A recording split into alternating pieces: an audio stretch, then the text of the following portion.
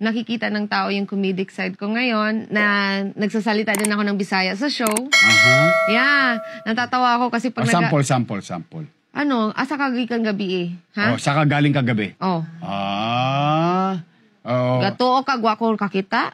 Unsay mo lang sa kumata na libat ko? Oh, ano ba palagi mo sa bulag ako? Wala akong nakikita. Ba't ka nakakaintindi ng Bisaya? Natatakot ako sa'yo. Bakit ka nakakaintindi ng Bisaya? Akala ko Tagalog ka lang. Taga-Tondo ako. Ay, Ginoo ko. Dili ni siya malibak. Dili mabaligya. Hindi mo ibebenta. Hindi,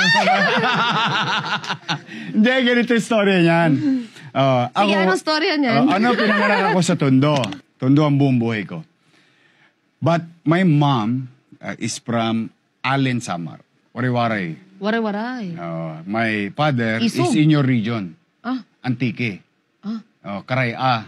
Yung Ilonggo, Karay-A, halos medyo parehas ang salita.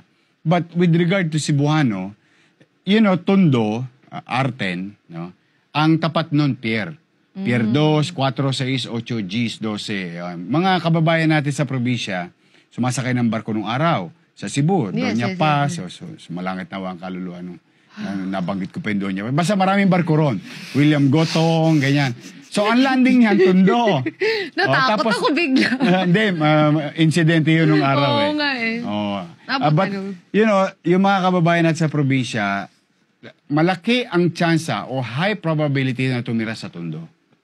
So, I'm surrounded with Bisaya-speaking community. Well, that's really nice. Kaya nauulinigan ko na ano ko ba yung naintindihan ko lang ng konti. Yan. Okay, hindi na ako magbibisaya kasi hindi kita mabenta. Hindi ako mabebenta.